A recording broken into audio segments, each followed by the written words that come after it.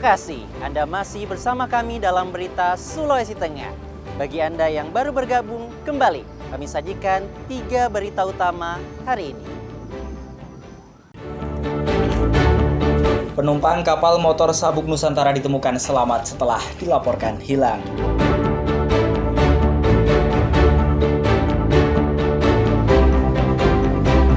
Palang Merah Indonesia Sulawesi Tengah mengalami kekurangan stok darah.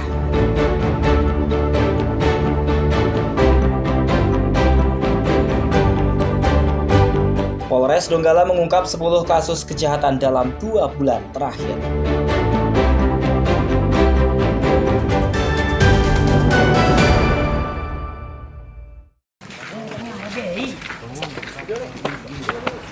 Aparat kepolisian Polres Donggala mengungkap 10 kasus kejahatan dalam 2 bulan terakhir. Dari sejumlah kasus tersebut, didominasi kasus penyalahgunaan narkotika, selain pencurian dan penganiayaan. Dari 10 kasus kejahatan yang diungkap, 7 kasus diantaranya adalah kasus penyalahgunaan narkotika di sejumlah tempat yang berbeda. Selain menangkap sejumlah pelaku, polisi menyita 50 gram sabu-sabu.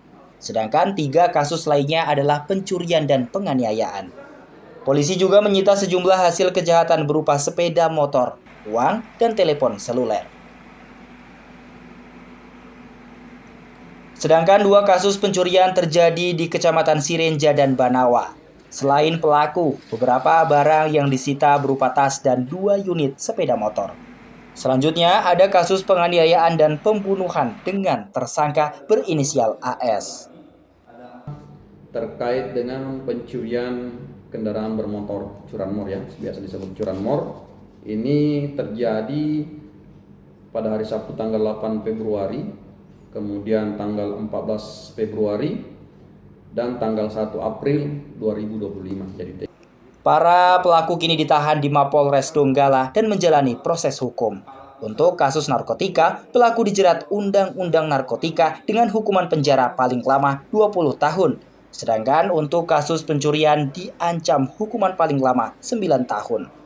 Dan pelaku pembunuhan disangkakan pasal 338 KUHP dengan ancaman hukuman paling lama 15 tahun penjara. Syamsuddin Tobone melaporkan dari Donggala. Pada sore hari ini kita akan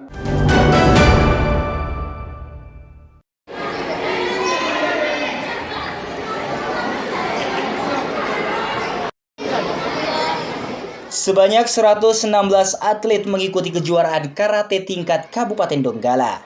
Pemenang kejuaraan ini nantinya mewakili Donggala dalam Pekan Olahraga Pelajar Daerah dan Pekan Olahraga Provinsi yang akan digelar di Morowali tahun 2026 mendatang. Ratusan karateka usia dini hingga dewasa ini antusias mengikuti kejuaraan yang berlangsung di Gedung Olahraga Donggala. Mereka mengeluarkan kemampuan terbaiknya untuk menjadi pemenang. Kejuaraan ini selain menjaring bibit atlet karate, sekaligus seleksi atlet untuk Popda dan Porprov yang digelar tahun depan. Belasan wasit dan perangkat pertandingan berlisensi nasional dilibatkan. Event ini adalah event kejuaraan karate se-Kabupaten Donggala yang melibatkan semua perguruan, ada 5 perguruan di Kabupaten Donggala. Nah, itu outputnya nanti adalah ada kelas Popda, ya, pelajar, kemudian ada kelas persiapan Porprov.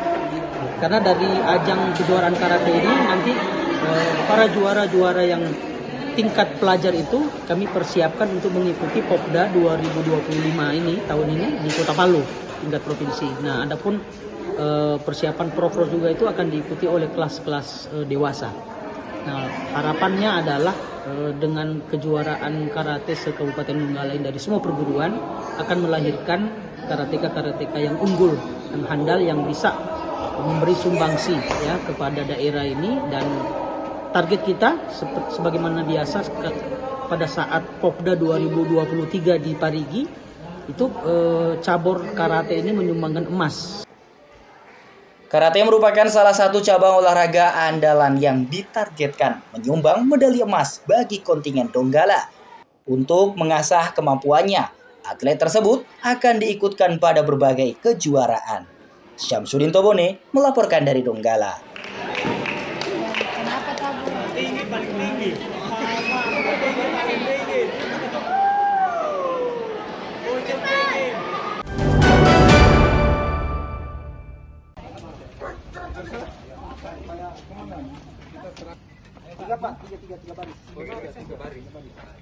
Bukan hanya kepala daerah, kali ini retret militer juga diikuti pengurus Kamar Dagang dan Industri alias Kadin di Kota Palu.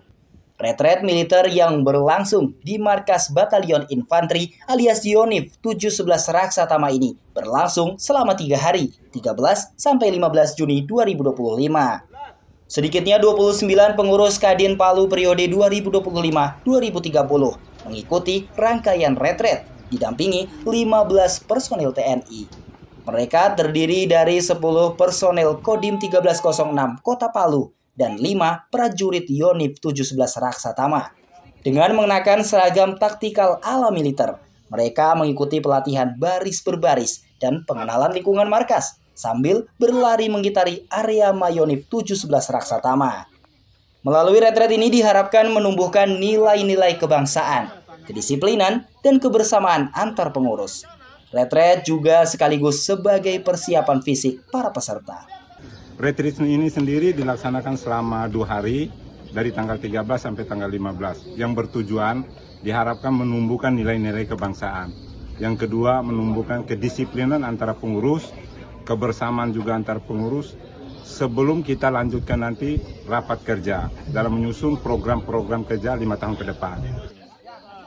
Retret Kadin Palu ini juga menjadi pelopor di jajaran Kadin seluruh Indonesia. Diharapkan bisa menjadi contoh bagi pengurus di daerah lainnya. Komandan Kodim mempercayakan kepada kami sebagai koordinator latihan Pasiop Kodim 1306 Kota Palu.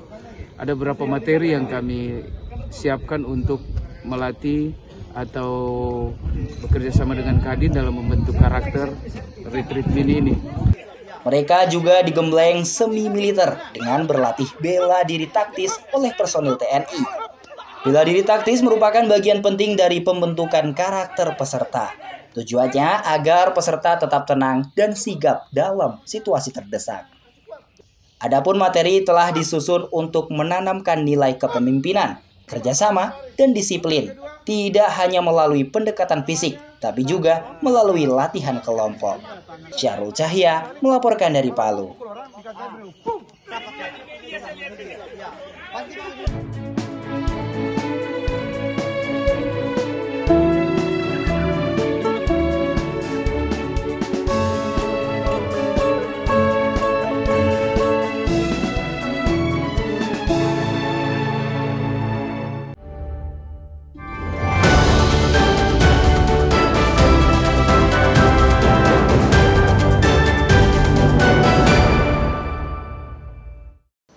Informasi tadi sekaligus mengakhiri seluruh rangkaian berita Sulawesi Tengah hari ini.